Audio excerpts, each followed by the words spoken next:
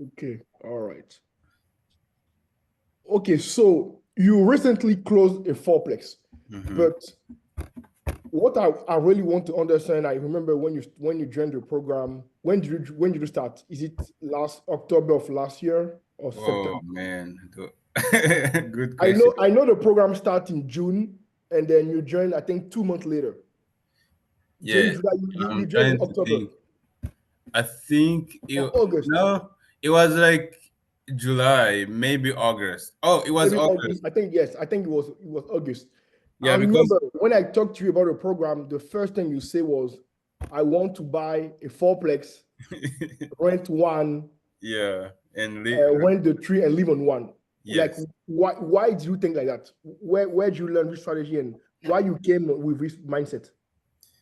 So pretty much, uh, when uh, when we met, when we first got in contact, I was Mm-hmm. living in a single family home, Okay. and I had just purchased that single family home a year and a half before that, Mm-hmm. and I was seeing how much I was paying towards the mortgage. Mm-hmm. It was a lot of money, and there was nothing. I was pretty much spending a lot of money, and when I looked at the paperwork of like my rent, Mm-hmm. everything was interest. Like like 90% of your loan payment is interest. Mm-hmm. And I was like, this is scam. Like they are really scamming us by buying single family home and you're not even making anything out of it. Mm-hmm. So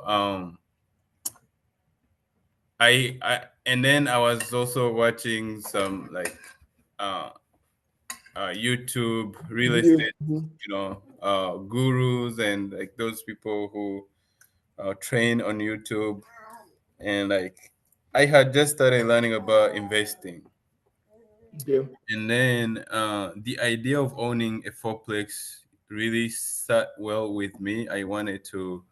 Um, it made a lot of sense for me to be able to live in one unit and rent out the other unit, and Mm-hmm. then the renters, the tenants, they can pay for my mortgage because I was paying like 3,000 towards the mortgage, and it wasn't Everybody. yeah, it wasn't like an investment. It was just for me to live there, and I'm not the kind of person who wants to live fancy.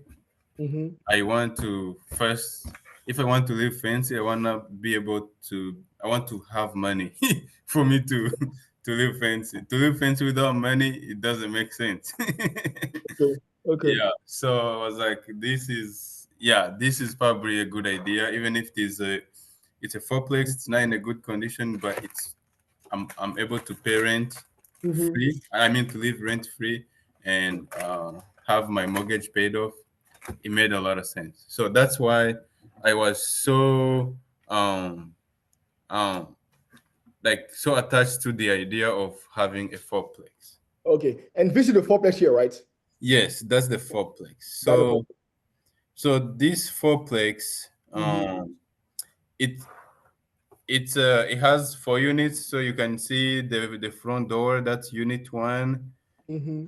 The one with the wood type uh, porch. That's Here. unit Okay. two. And Okay. then by the end where there's trash cans, there's unit three. And then Okay. in the back, around the house, there's unit four. Okay. Okay. Okay. All right. I see. Yes.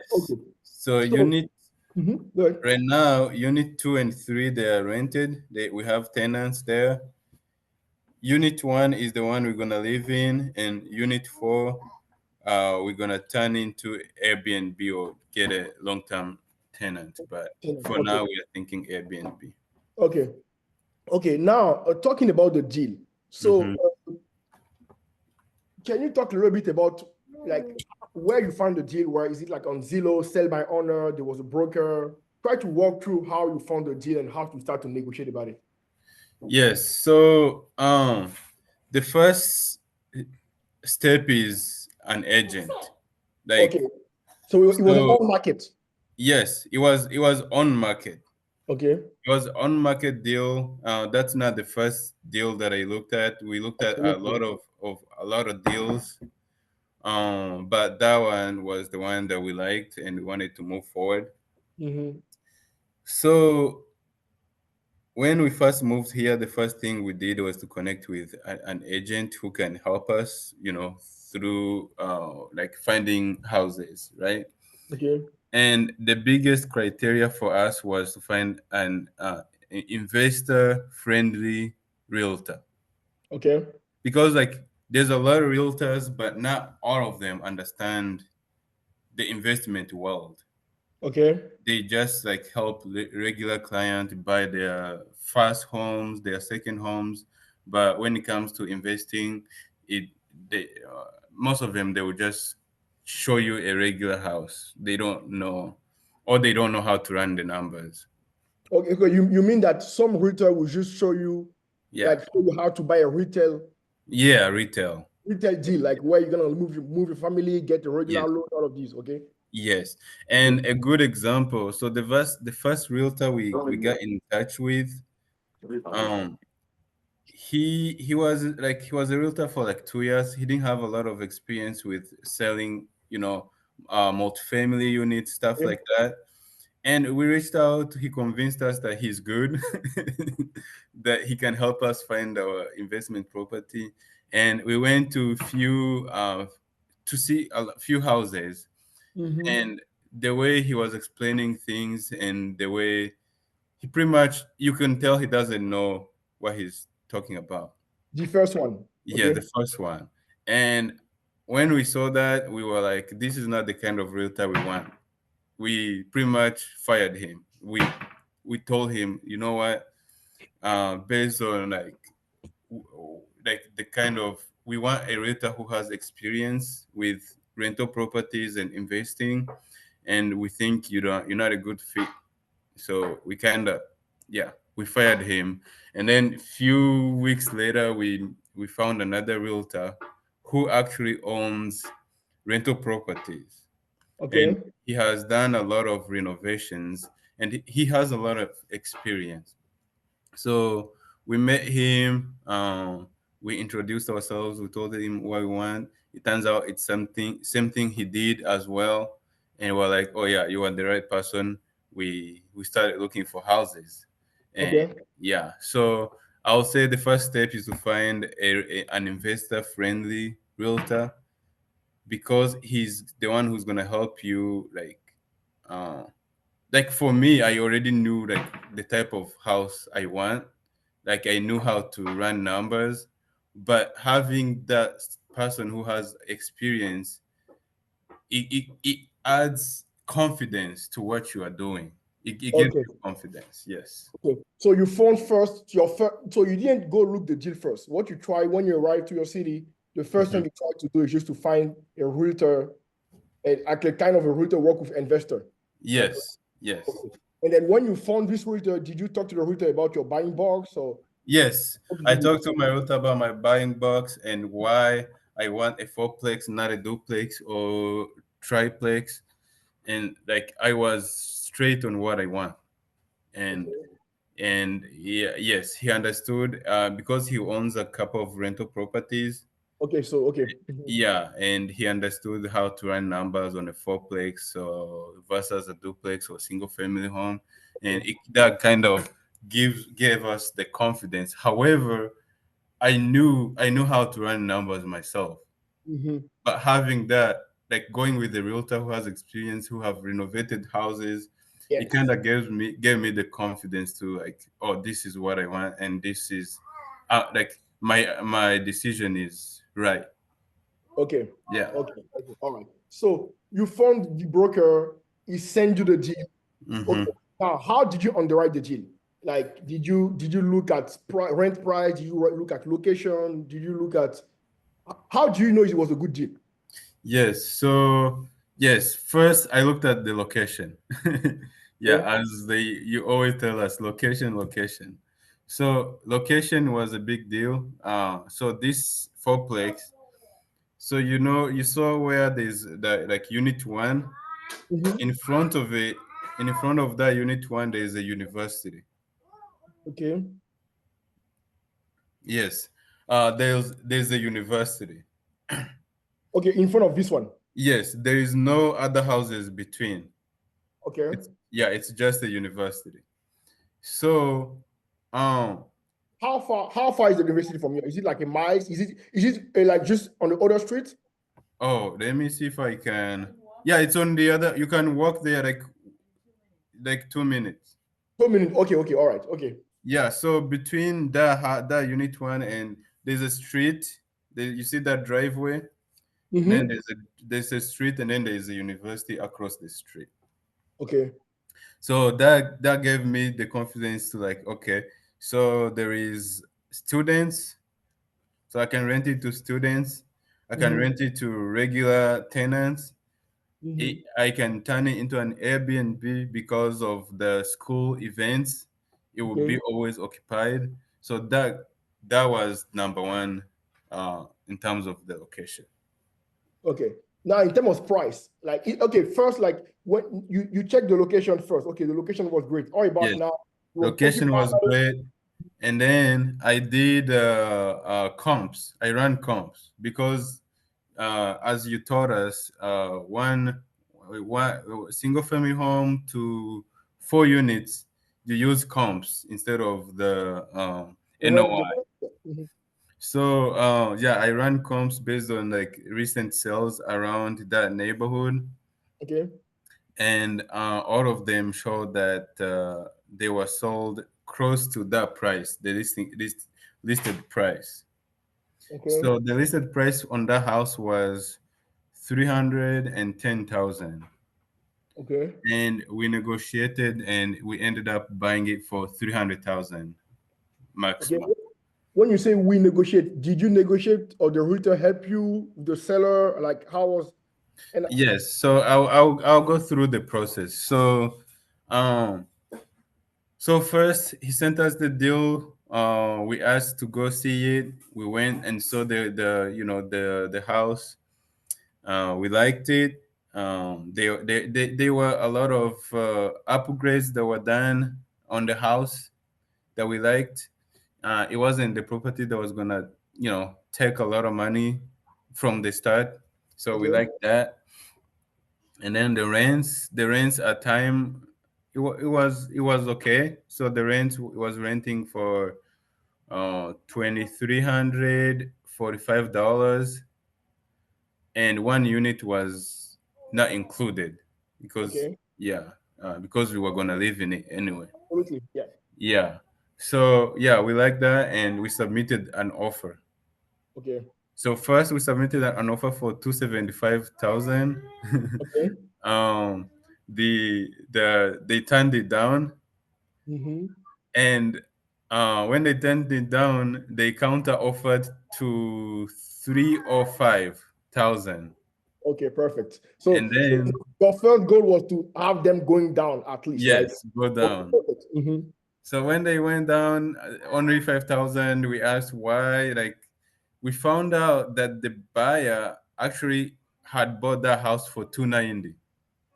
The seller, you mean? Yeah, the seller, sorry, yeah. Okay. Okay. The seller had bought it for 290 like 2 years ago. And Okay. it wasn't a good fit for him. He just wanted to liquidate his portfolio. Okay. So he wanted to get out of the deal. Okay. So that's why he counter offered for 305, and we already gave him a low ball offer of 275, less than what what he paid for it. And I would say that when we found out that he bought it for 290, that also gave us the confidence to stick to to know that our numbers are good. Okay. Like, there's Okay. value in the house. How do you find about it? How do you know that it was he bought it at 280? You use prop stream data record. What do you do is I use the prop wire. prop prior. Okay. Yes. Okay. All right.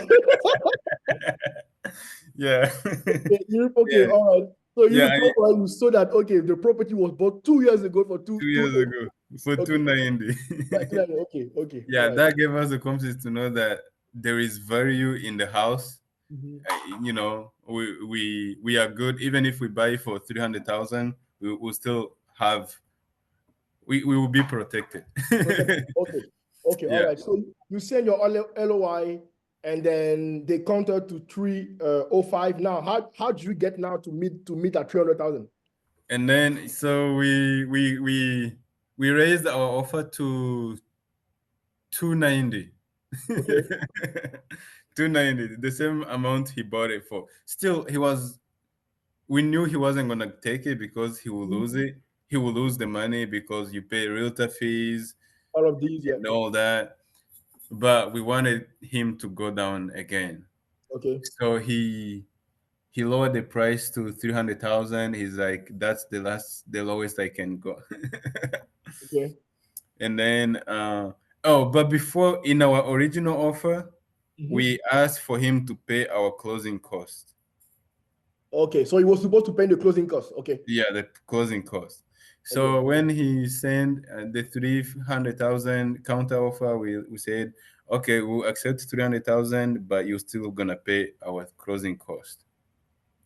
Okay. Okay. So eventually he accepted, and yeah, we moved on to the closing table. Okay. All right. So now, you closed the loan, right? So can you explain what type of loan did you use? How you found the lender? Because you didn't use my lender, so you found the lender for sure. How did you find the lender? How did you like? What type of loan it was, and it was and walk through Yeah. the process of getting a loan. Yes. So getting a loan, How much you put down first of the 300,000? yeah, I'll get to that. I Okay. put on 3.5%. Okay, 3.5%. Okay, all right. Yes. So so when you buy a house, for me, I wanted to buy a house and live in it. So when you live in it, there's a different loan you get, different from regular conventional loan. So there's FHA loan, there's owner occupied conventional loan, and then there's regular conventional loan. So I wanted to use FHA loan or owner occupied loan. So on FHA loan, you put down 3.5%. Okay. On owner occupied conventional loan, you put 5%. Yeah. And on regular conventional loan, you put 20%. Okay. So my goal was to get the cheap one, you know, and I mean the lowest down payment. And yeah. Okay. So Okay. yes, about your question, how we found the lender. Um, let's see. I already had a lot of lenders, Line up. Okay. and most of the time when you reach out to an agent, they are going to have a lender they work with. Okay. So any agent will give you a lender. It's up to you to decide who you go with. You go with. Okay. So yes, I had a lender in Oregon where I used to live, and when I moved here, the first realtor, the one we fired, he gave us a lender as well, a local lender. So you got something from him at least. Yeah, and then the second one also gave us their own lender, but we ended up going with the first one, the first lender, the first realtor gave us. Okay. Yeah, and um, so so we started underwriting the house as if it's gonna sell on FHA loan, Okay. but with FHA loan, there's a lot of requirements, the edge of the house, the all that, and our lender was like, we might end up going to a conventional loan because the house might not pass for FHA conditions. Okay. So we were prepared to go to owner occupied conventional loan, but it ended up passing for FHA conditions. We closed on FHA. Okay. So you were either going to go 3.5% down or either 5% down, right? 5% down, yes. Okay. Yes. And how much was the interest rate on it? Interest rate 6.4 on FHA. Okay. It was gonna be about 6.6, I think, on conventional. Okay. Yeah, Okay, yeah. FHA was a little bit lower, but it's still high for Yeah, you see how, yeah. Okay, okay. time. Yeah, That's good. And how long the process took? Like it was like 1 month, 2 months, 3 months?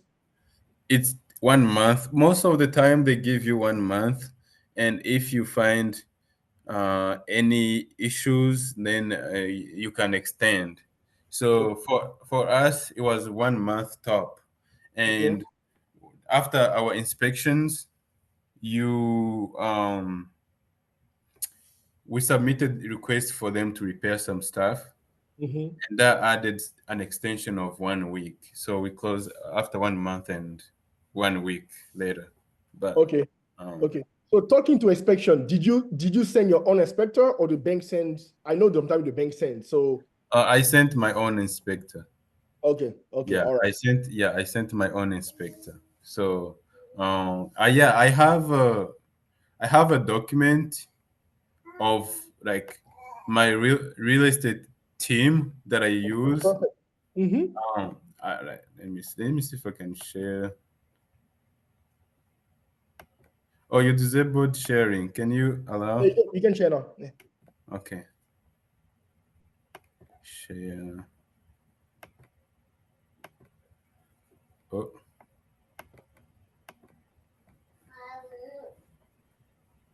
let me see how I can get to this document.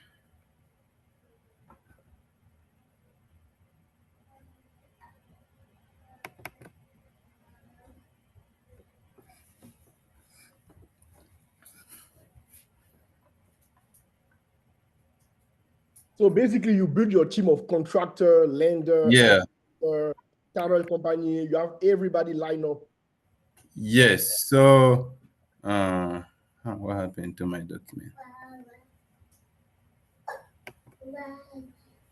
Yes. So it's a list of my like a realtor that I use, Okay. a inspector that I use, everyone that I use, and their contacts, their phone numbers, all that. Okay. So what you try to show now? What is it? Is it the list of the people that you use? Yeah, I was gonna show everyone. I don't know where the document went. Yeah. Okay. What is this? Oh, these are some inspection reports that came.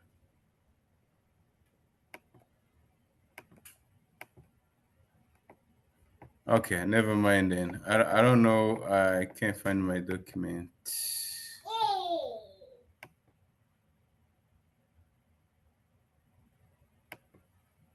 What happened?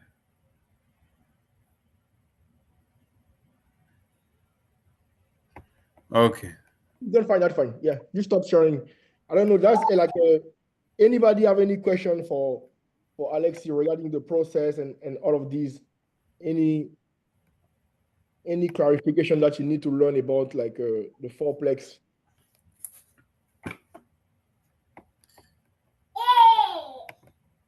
So pretty much. The sound is very low. I don't know. Oh, my So sound is low. no, it should be on you, Joel, because I understand everybody correctly here. No. Paul, when you talk, I mean, it's very low. I don't know why, but my volume is completely up. Anyway, let's go. I can manage. Mm-hmm.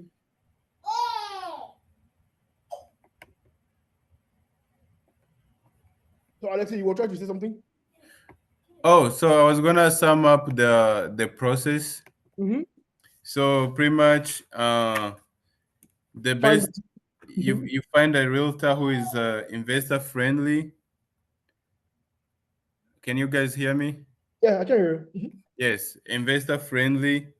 And you want a realtor who's good at communicating, Okay. because some realtors, you call them or you text them, they don't respond. Mm-hmm. So, and if you want to go through the process, don't hit, like, if you don't feel good about your realtor, feel free to tell them that, hey, Doesn't work. Yeah. I think we're gonna find another one. Yeah, because this is your house, this is your house you want to buy, and once you close, you may not see them again. So And they work for you. Yeah. yeah, they work for you. So Mhm.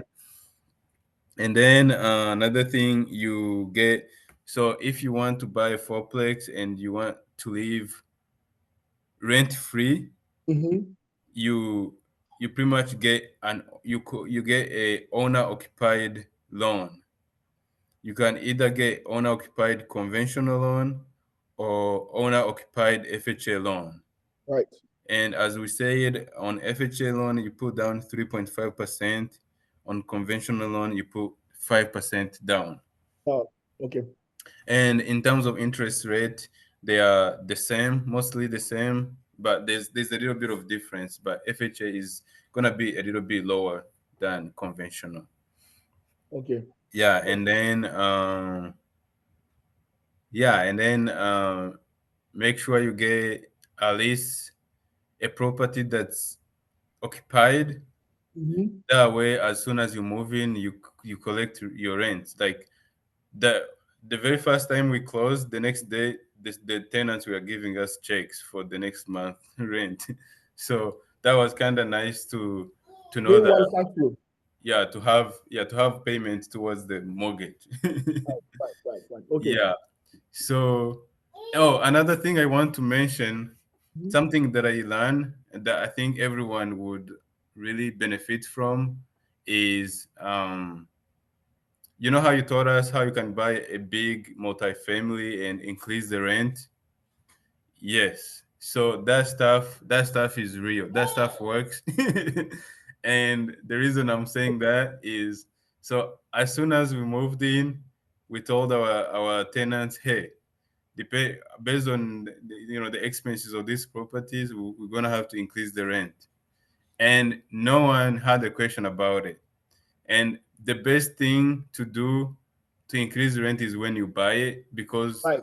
yeah, they know, oh, you are probably the numbers are probably not looking good. You need to make it better. So they're not gonna question it. So everyone was happy to sign the new leases with increased rent. So Day one. Mhm. yes. So yeah, some so unit 2 units I increased the rent by $50, and then another one I increased the rent by $35.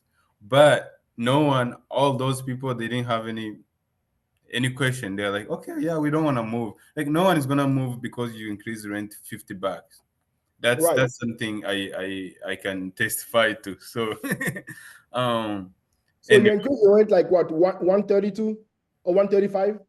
so So 50, yeah, 135. okay, times 12. So you make 1,600 right away, day one. Because Day you're one, yes. like day one without making any improvement, without Yeah, making nothing. Right? yes. Just by increasing the rent.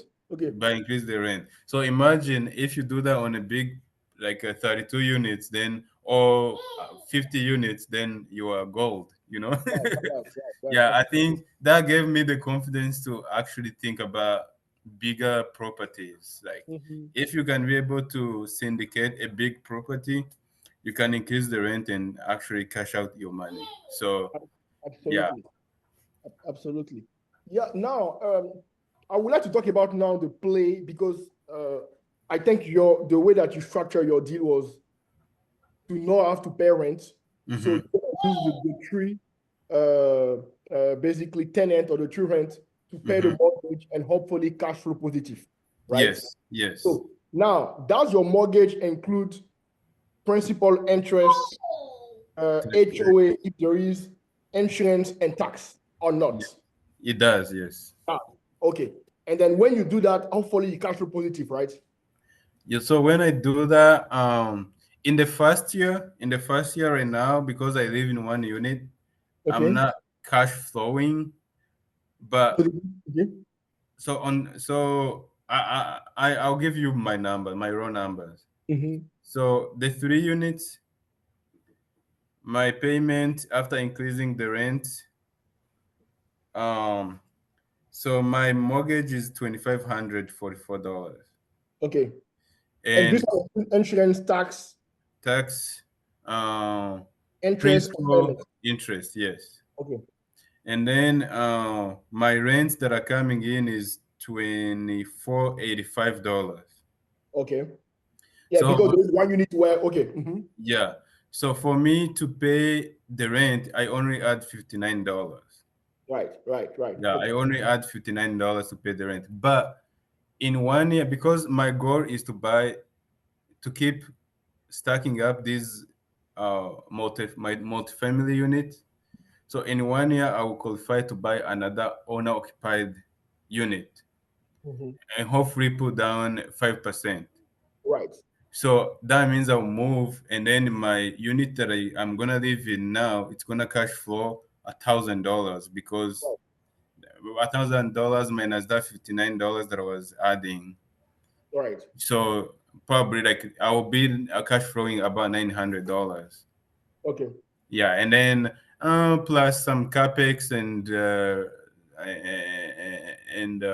regular maintenance, but still I'm still gonna cash flow. So my goal is to cash flow in 1 year and then move on to the next property. Also, hopefully I'll have good income coming in, and then keep stacking them up until um, I have enough to replace my income. Okay, your income. Yeah, absolutely. So regarding the play, this is what I mean. I know you talk about NBNB and all of these. So, but this is what I would do if I were you. You have 3 tenants, right? They pay Yes. you rent every month. If Yes. I were you, I will pay myself the rent. I will not, for the first year, I will make sure my income go to the bank account so the bank can see 4 units collect every month. Okay, it's your money. So if you need, you can go use it. Does that make sense? Yes. Yes. But first, I will fix my rent where you live, fix at the top notch, right? Yes. Let's say you fix your rent as 1,500 or 60, like let's say 2,000, for example. Okay, every month you pay 2,000 to the bank account where the money is going to be taken off. Okay, they will take only what they need, right? So the money is going to stay in the bank account, so you can use it for your expense. But at least after 1 year, the bank can see that there is 4 unit cash flow every month instead of 3. Yes. That makes sense because they're gonna come down. Now, yeah, that's true. That's a good idea. that makes sense. Now, at the end of the 12 months, you move, right? And when you used to leave, you make as a premium. So the new tenant will come, the new one will come, say, hey, even me as the owner, I was paying 2,000. 2,000, so yes. The new one, you need to pay 2,000 too. Yeah. That makes sense. If you have money, you can make some renovation to make this unit as a VIP unit. Yes. That makes sense. And then now you go do the same thing about, you can do that every year. You can do that 3 times. You do that 3 times, you have 12 units, you package out all of these and you sell it for a premium to the private equity firm. Nice. That Yeah, because like if you sell, then they'll be looking at the income from the property, and that's gonna add For value. the property of 12 units now. Yes. So because now it's 4, that's why they see as a residential. But if you do that, it's in 2026, you do again, 2027, you do again, in 2028. When you're gonna pack it, we call that bundle. When you're gonna bundle this 12 unit, it's become now multi-family. Does that make sense? Yeah, multi-family. Yeah, you can sell it as a portfolio. As a portfolio, and this one you can sell for premium.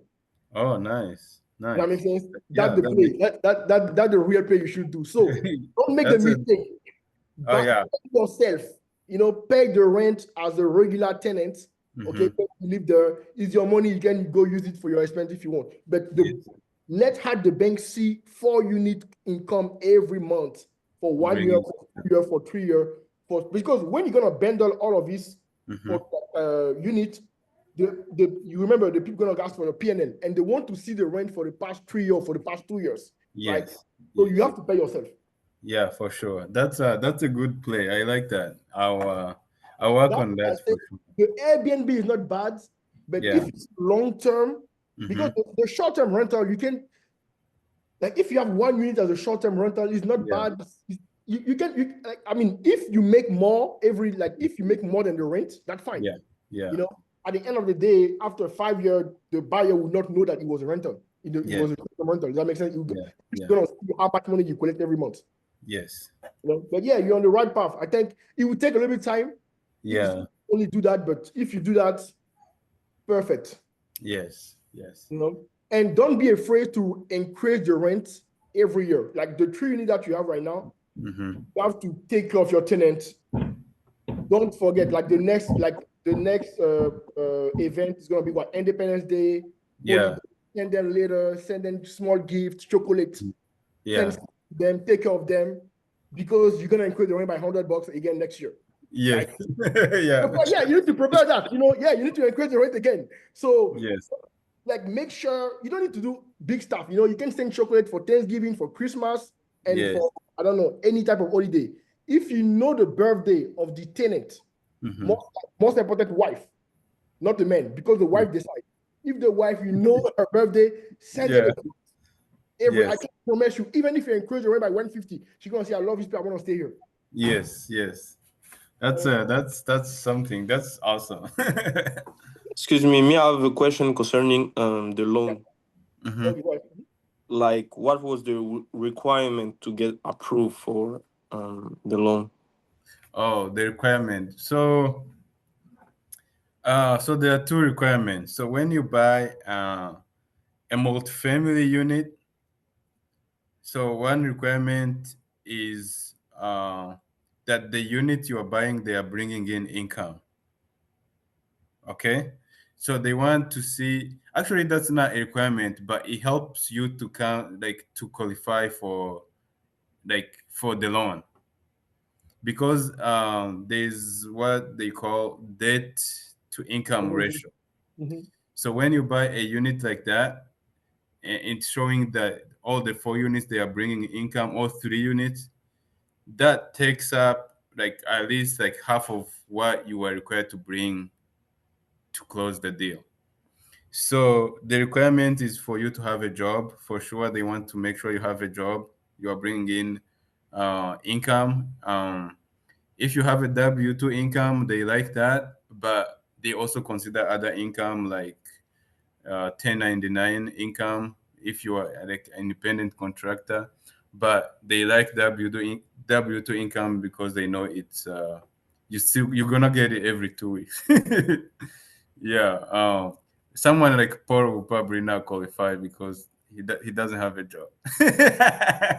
I'm I'm jobless. kidding. Anyway, Yeah. so yeah, your job, and then they look at your credit score.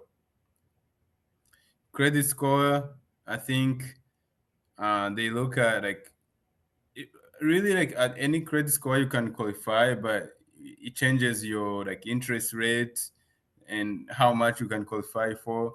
But they like to see above 650, I think. I was around 700, so I kind of qualified right away. But even lower than that, you can qualify. And then what else do they look at? Oh, they look at your job history. They ask for like 2 years job history. But most of those is for them to be comfortable about giving you money.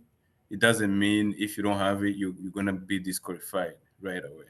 But they wanna make sure, oh, this guy has had a job for 2 years or something like that. So, but the biggest thing is, yeah, your income and your credit score. Yes. So Jean-Francois, just to answer your question about it. So the banks see the residential real estate as riskier than commercial one, right? Mm-hmm. Because they say, okay, it's 4 units only. If 2 units are vacant, Alex still will need to still pay me the mortgage. So the Yeah. bank make sure that he got a job. Because for them, 1 door and 4 door is very risky for them, because 1 or 2 people move and then they have to count on Alex's income to cover the mortgage. When you're gonna go buy a 35 unit, 4 unit, the bank doesn't care about your income because they know already that the property might support a debt. That makes sense. So on the fourplex size, you will need a credit, you will need a good job. But if you go, that's why I said the bigger you're gonna go, the easier it's gonna be. If you go bigger, the bank doesn't care about your income, because at the end of the day, the property should cash flow to pay the debt. Yeah. Yes, and that's why like for me, if I'm gonna buy a small unit, I want to buy fourplex at least and above, because if you buy a duplex or threeplex and one moves out, you are screwed. If you Yeah. don't have a job that pays you well, you're gonna have to chip in and pay the mortgage. Mhm. So at least with the small one, the fourplex, if one moved out, like one unit for me is vacant, but I'm still okay to pay mortgage, right? So yeah, if you so the more you buy more units, the more protected you're gonna be. So my next deal is probably gonna be 50 units. Let's go. Let's go. So now I know that you know all the strategy to buy without using the bank. Have you tried to do any type of owner financing subject to the Oh loan? yeah, You tried? You didn't work I on this? try. I try most of the time. When I see a good multifamily coming on the market, I call the agent. I call the agent, introduce myself, and then I ask them if the seller will be willing to. Um, Sometimes I tell them like how much I can bring down on down payment. I don't want him to just like owner finance the whole 100%. Yeah. the 100%, or I know I can get like a DSCR loan if it's a big multifamily, and then I ask him to finance my down payment, like owner finance my down On payment. the down. Yes, like Okay. 20% you are required, and Mhm. then for me to reduce his risk, I put down few like 20,000. I tell the agent, hey, I'm coming down with 20,000 towards down payment. Can the agent, I mean the seller, owner finance the rest of the down payment? And most of the time they say no, or they tell me, hey, we've received a lot of calls like that. The seller is not willing to do that. But yeah, I tried it. I try it most of the time. Okay. So if I were you, I would try. You know, realtor, what matter for them is their commission. Mm-hmm. Right? So in their perfect world, they want Mm-hmm. somebody gonna close, everything is fine. They take their 6% or 5% or 3%. Yeah.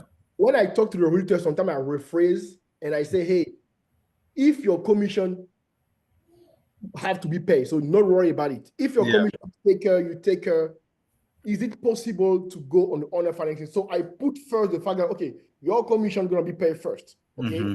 And Mm-hmm. then you can either represent me, represent the buyer, represent both of them. There is no issue for that. I'm not having a representation. But Mm-hmm. let's pretend that this one is taken care of. Okay, you don't have to worry Yeah. about it. Yeah. Are you open to go talk to the seller about any type of owner financing? Yeah. Look at this way, Mm-hmm. because when you don't talk about the commission and you come straight about the owner financing, you say, "Oh, this is a broke guy." Yeah. Yes, he's a Yeah. broke guy, not any money. But when you put you secure the commission first, Mm-hmm. now they might be. I don't say it's going to be always the case, but it might be also another option. That's a good something I kind of like just clicked right now is I have not been proposing for them to represent me, which is something they like. So they make 6%. Yeah, they make their commission. So that's something I'll add to my pitch, and then and I will always make sure they know we're gonna pay for their commissions. The commission, yeah, absolutely, absolutely. Well, congratulations on it. I'm happy for you. Yeah, You thank you. and then keep doing. So what you gonna do? You're gonna do some wholesaling on the side. What you gonna do? Try to get. Um, so yeah, right now I'm trying to get things stabilized with this fourplex. Make sure I know where every penny is going, like towards the capex and the maintenance and all that.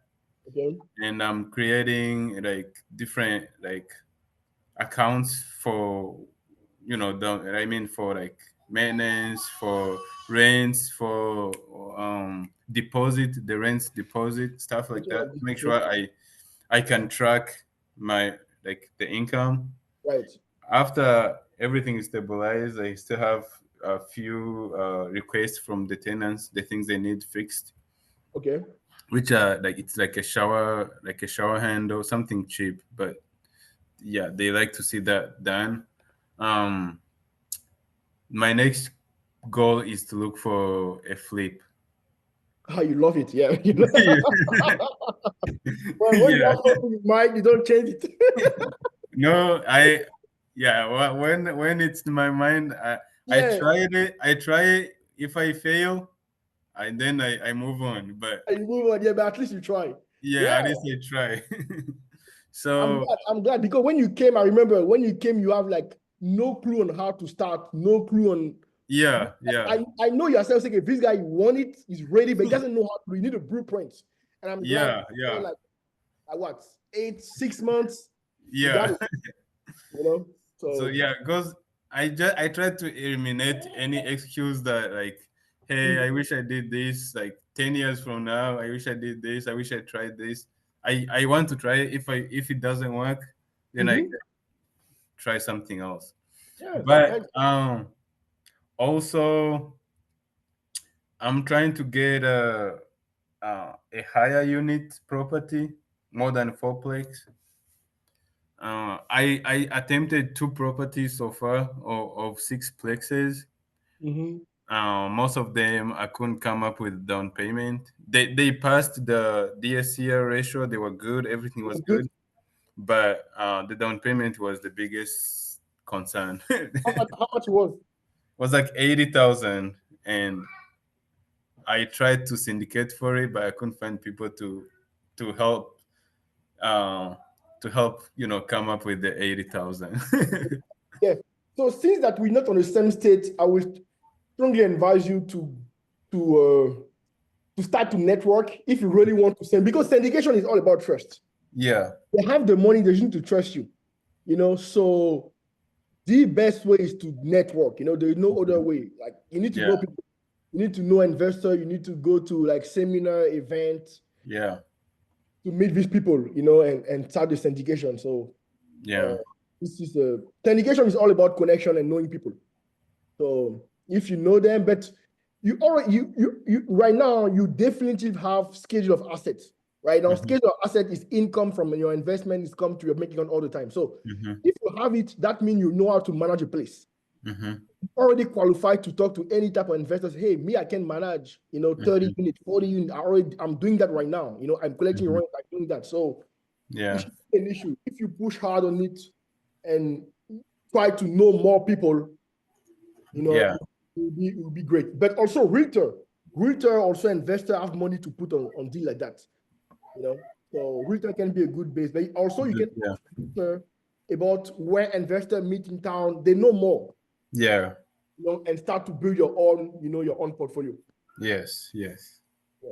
So, Yeah, for sure. And then there's another investor who wanted to give me a sixplex on seller finance, but he wanted too much money for it. He was gonna self finance some of my down payment, and then he was gonna help me get a DSCR loan. But when I ran the numbers, he was asking like 100,000 over the market price. oh yeah. Okay. It was what, six units? Yeah, 6 units. Yeah, I was like, I'm not gonna move forward. Although this guy is good. He's willing to help me, but he's asking for too much money. Yeah, absolutely, absolutely. So yeah.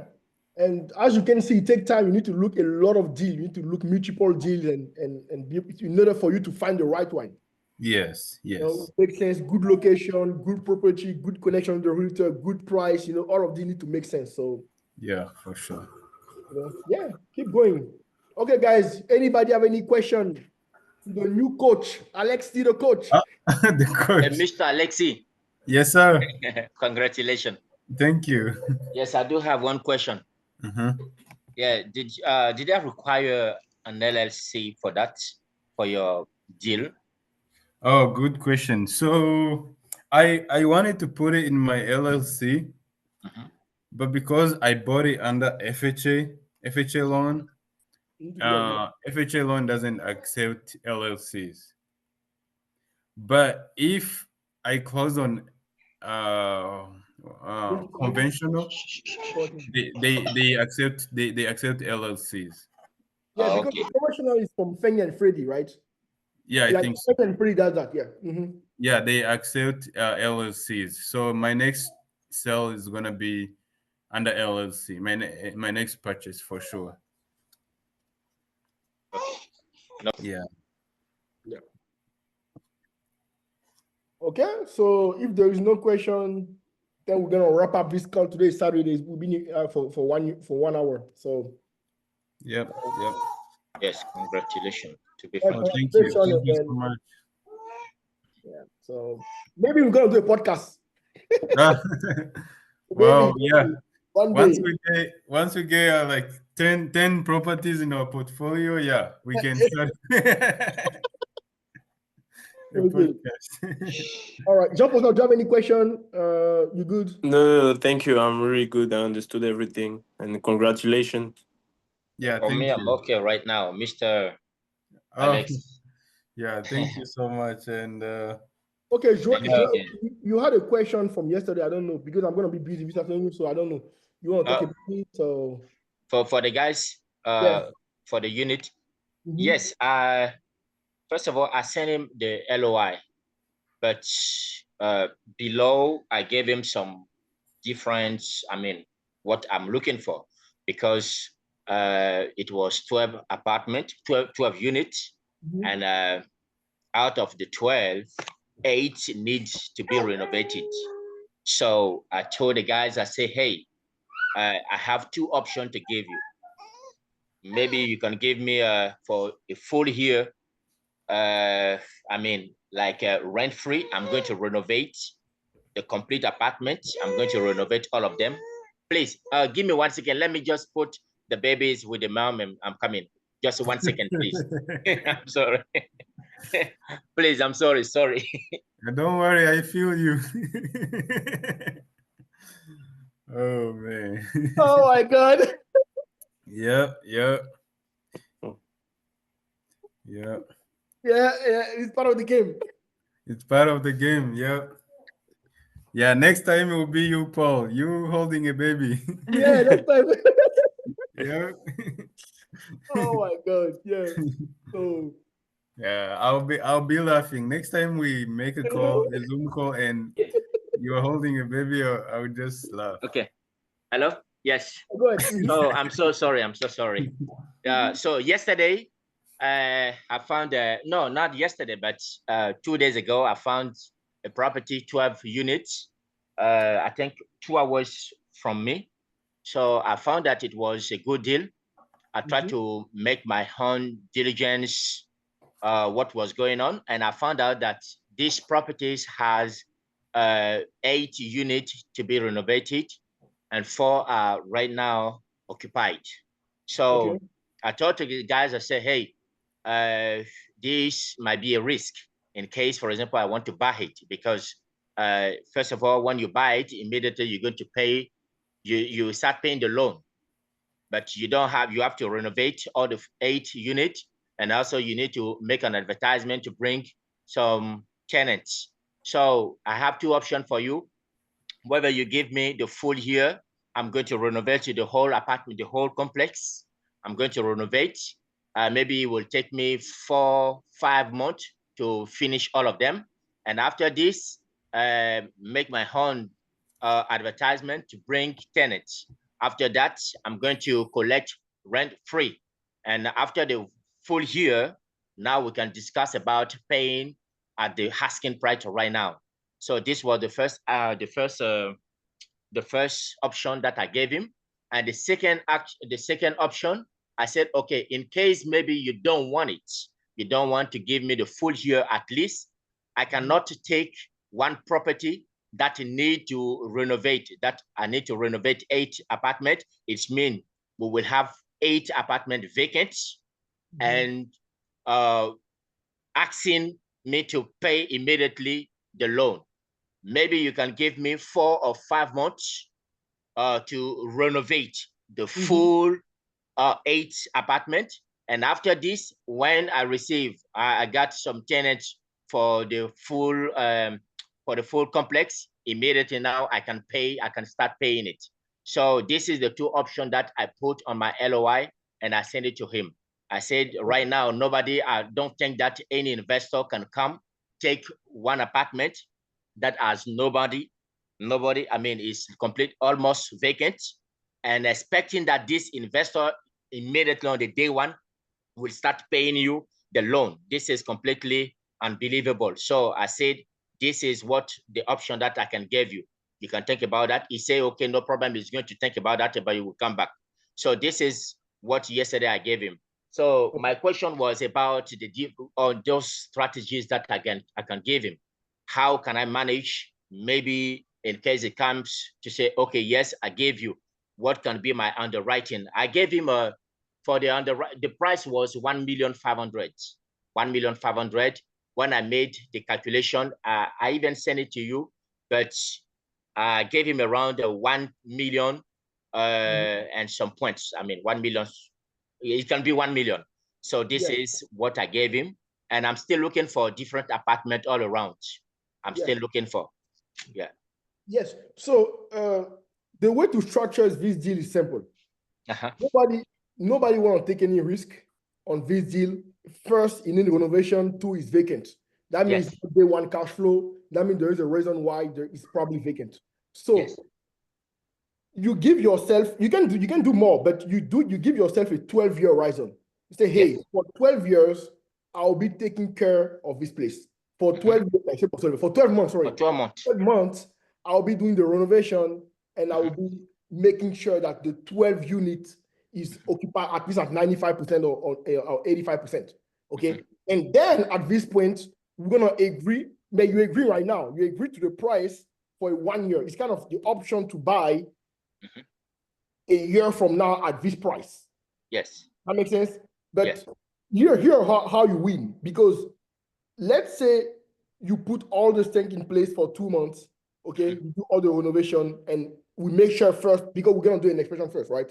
So we make sure the renovation is not too crazy, and then we can do enough marketing to attract people. You're gonna have at least between 7 to, I don't know, let's say 6 to 7 to 8 months, 6 months to cash flow, right? Yeah. So you get your money back. You don't lose anything, right? And then at the end of the year, now you have an apartment complex occupied, renovated. Now you can get a better loan or have a better down. Does that make sense? Yes, it makes sense. Yeah. It's just simple as that. Now the seller might say, hey, I don't want to wait. I want my money now, right? I want that now, right? This one you can say, hey, if the deal is smoked, if it's a good deal, you can say, hey, all right, so if you don't want to wait, I put an option fee of 50K or 25K or 30K. If I don't buy in 1 year, you keep the money. Yeah. That makes sense? And then you get an apartment complex full renovated, right? Occupied, with tenant occupied. So the seller win, you win. But you need to see how you're gonna play. You need to deeply look the number and see how you're gonna play this game to make that work. Okay. Does that make sense? So let's say they say yes. Okay. The next step would be to send an inspector first. First, put on the contract on the term.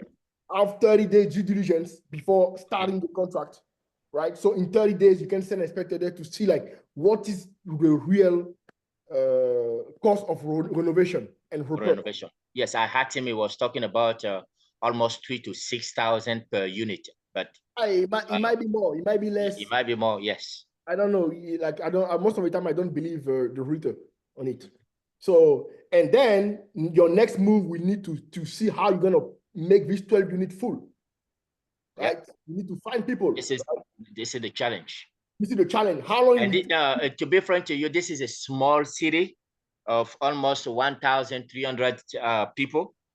Of course, 87% are white people, but I mean, I don't care about the race, but it's not a big city like Dallas or something like this that at any moment you can have many people. So it's mean you have to do a great marketing to attract people. You have to really like deeply look on on how you're gonna have this, because you're gonna get your money back, because you always underwrite the worst case scenario. You underwrite the worst case, say, hey, we don't agree a year from now, so I need to back out of the deal. You need to make sure you didn't lose money. The only way to make sure you don't lose money is if you collect rent for V6, or I don't know. You need to find out how much you're gonna spend, how much marketing you're gonna spend on money and renovation, and make sure you can start to full this apartment quickly to get your money back. Yeah. And then at the end of the year, you guys are going to sit on the table and now decide what to do. And now we can discuss price. But at least we have something now, in better shape, occupy, renovate it. Now is a good thing. That now the lender can come, investor can come. And right now, no investor going to come like that. Nobody The lender going to say that. One. I mean, the lender going to ask you for your income now. Say, hey, it's not occupied. I want to see how much money you make, because it's become like a not very secure for the bank. And no investor going to go to a place where there is like 12 unit and 8 unit vacant. Yes, I told the broker that there is no value to any complex when there is no tenant. So there is no way that you can convince a bank to say, hey, finance me. To put that money on a vacant complex. It doesn't make sense. So unless it's on a premium location. Or maybe they're going to increase the interest or all those stuff. So I say, hey, you don't have a choice. Right. If you find the same deal and it's on a premium location, like Starbucks, Whole Food around, okay, this one makes sense. But if it's like on the 5 hours from the town or either 1 hour from the town, like it doesn't make any sense.